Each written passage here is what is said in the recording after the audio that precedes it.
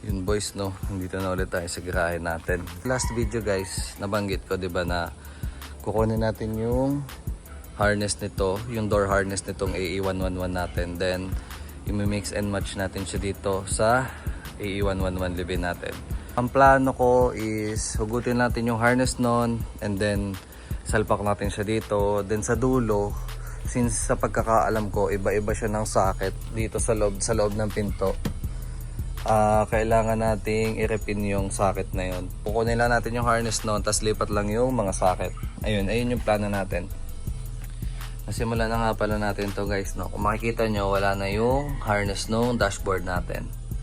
Binaba ko siya kasi nilalatag ko siya, no? Gusto ko kasing makita yung latag ng harness niya para alam ko kung saan siya padadaanin, kung doon ba sa taas or doon, ayan, pababa dyan.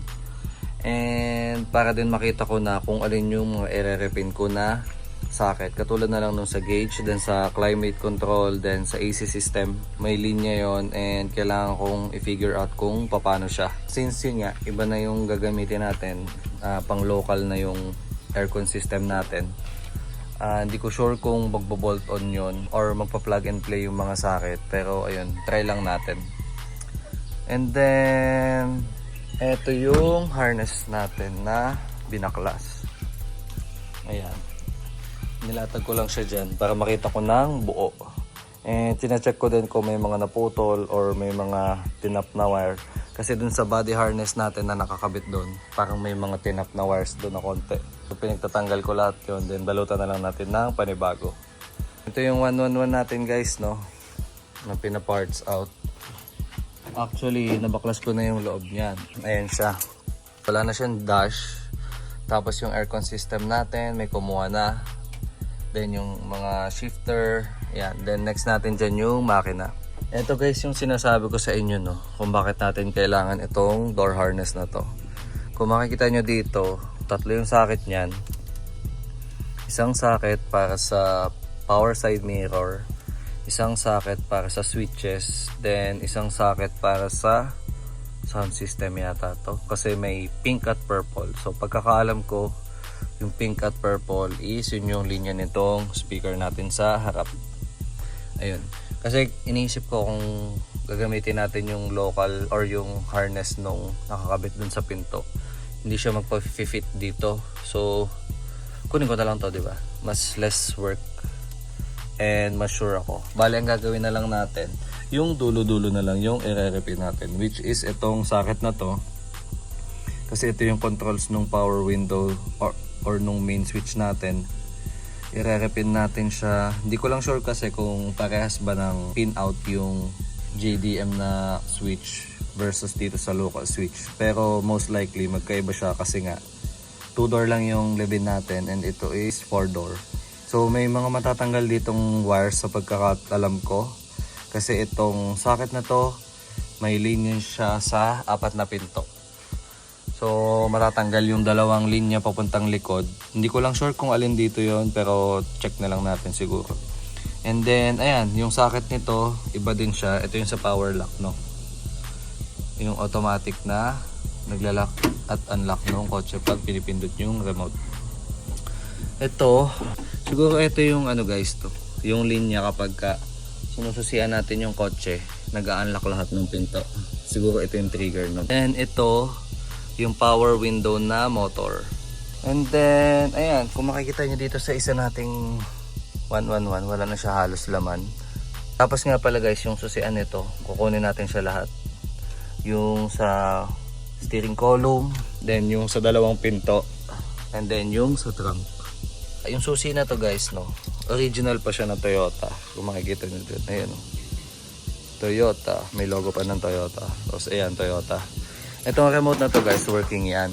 Bale, ang gagawin din natin dyan, kinuha ko yung module nung 111 na yun, then tinabi natin siya. At ito siya. So ito gagamitin natin to, sayang kasi yun nga lang, isa lang yung remote natin, pero at least diba, working yung remote natin. Habang pinag-aaralan ko siya kanina, no, napansin lang ako kasi ito, kung mapapansin nyo, may socket dito. Buti ko. Ayan. Ito yung socket nung sa local, di ba? Passenger side to, dalawang socket, isang gray at saka isang white. Ang problema natin ngayon guys, no, pag check natin dito sa kabilang auto natin na pinarts out, magkaiba siya. Ito siya, yung gray na yon at saka yung white na yan. Kung mapapansin nyo, no, magkaiba siya. Yung isa malaki, yung isa maliit. Doon sa isa nating harness, pareho siyang malaki. Ngayon, iniisip ko kung paano yung gagawin kasi nga magugulo eh. Siguro, kunin natin tong harness na to. Hindi ko sure eh. Medyo mahirap yon kasi kailangan natin yung socket nun. Dito mukhang wala eh. Ayan, medyo gumulo lang ng konti, no?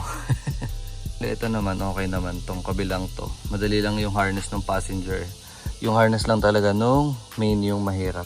Ang problema lang natin is yung socket nito. So, hindi ko alam kung gagamitin ba natin tong buong harness nito. Itong buong dash harness. Or maghanap tayo nung socket nung power window. Yun yung isa nating problema sa ngayon. Pero pwede naman siguro, mas madaling gawin is kunin ko na lang tong harness na to. Then ito yung gamitin natin. Pero ayun nga, hindi ko din sure kung mahuhugot pa natin to. Kasi ang haba niyan eh, hanggang likod yan eh. Itong harness na to. So ito na yung body harness nga pala, no. Ito is connected hanggang doon sa trunk. Which is yun nga, nagawa na natin dun sa libin natin last time. Naayos na natin yung taillights harness nun. Kung sakali, mag-uulit tayo ng gawa dun sa taillights. Pero madali lang naman yun. Ang mahalaga sa akin ngayon, itong socket. Or pwede siguro, kunin ko na lang tong male and female na to. Then lipat natin dun sa kabila, no? Tingin nyo guys, ano mas okay. Ang maganda kasi kung gagamitin natin tong buo. Buo na siya. As in, isasalpak lang doon. I-re-repin lang yung mga dulo-dulo nitong power window. Itong power window, itong power side mirror, power lock. Then itong switch ng bintana. Sa ngayon yun lang muna. Pinag-aaralan ko pa talaga guys, no. Medyo mahirap pala siya. Akala ko madali lang. And then tinitignan ko din nga pala yung routing na ginawa dito sa stock na harness. Kung saan siya dumaan. So kung makikita nyo dito, meron siya mga ganito. Yung lalagyan ng mga clips and pins. Kaso yun nga, dun sa libin natin, tinabas na nila yun.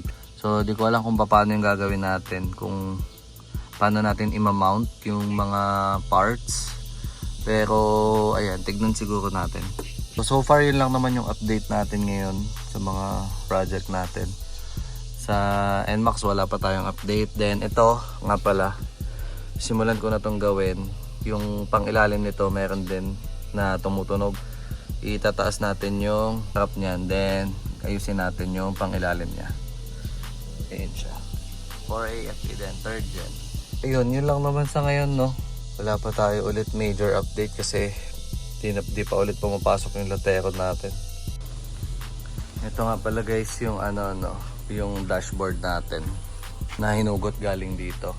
So nahugot na natin to. Pag-aralan lang natin kung paano yung mga sockets nito, and then yung harness niya kung paano siya ginawa or saan siya pinadaan. Tapos apply natin sa doon sa dashboard natin. Ayun yung dash ng Levin natin, no.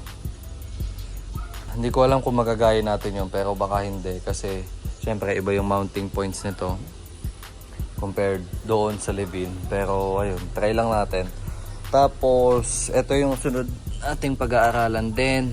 Ito yung socket ng gauges ng local na AE111. So 4 sockets siya.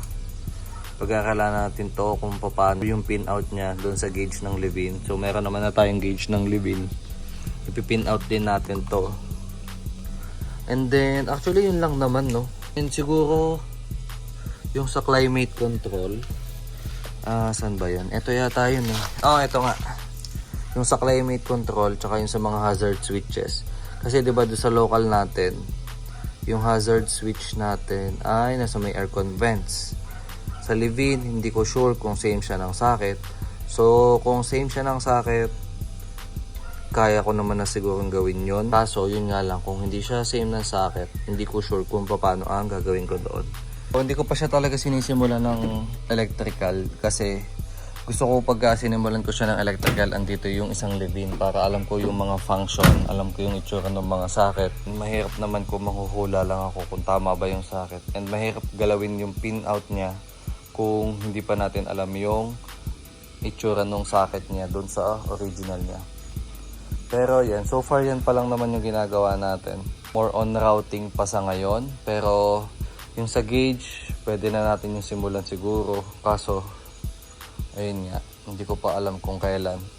And then, yung sa engine bay naman, kumpleto na tayo doon. So wala na tayong gagalawin doon, no? Working naman na yun as expected. Kasi yung sa motor ng power washer, then motor nung wiper, yun pala. Yung motor ng wiper, ayusin natin yan. Kasi nasa kanan siya, dito dapat siya. Yung sa atin nandoon sa kaliwa. Yung wire niya pahabain natin papunta doon. So baka hindi na natin kasi ilipat yung wiper niyan. Diyan na siya. Yun nga lang, baliktad, 'di ba? Mas maliit yung view, pero okay lang 'yan. Hirap kasi magpalit ng chassis nito, yung sa taas. Ayan. Mahirap 'yan. Yun lang naman yata yung harness na meron dito sa labas. ABS hindi naman na natin bubuhayan, no? Kaya ngayon nag-iisip ako kung yung ABS lines ba natin na preno isikakabit pa natin dito. Kasi dito yung dumadaan yung tinanggal natin ng huli. Tapos nandito yung pump. Kung hindi naman natin nagagamitin yon, or kung hindi na tayo mag-ABS, mas luluwag yung engine bay natin. Kasi pilit yun yung dito, yung sa part na yun. Hindi ko alam kung bakit siya pilit. Siguro dahil sa pagkaka-convert ng firewall. Hindi siya sobrang ganda ng pagkaka-convert. I mean, hindi siya yung OEM spec na conversion. Kasi I think pinutol lang yan tapos pinagpalit. Baka ganun yung nangyari dyan. Yun lang naman yung update, no? Wala pa tayong major. Pero konti-konti inaaral natin lahat. Tapos yun pala, no? Itong sa Levin may cheek light to. Yun lang naman yung galaw ng project natin ngayon. Ay, sana matapos natin to, guys. Kasi lalo na sa panahon ngayon, magtatag-ulan na ulit. Baka lalo nating hindi siya magalaw, and sana matapos yung bodyworks bago magtag-ulan ng todo. So far yun lang naman, no? Hanggang sa susunod na video na lang ulit, guys. Thank you. Peace out. Bye-bye.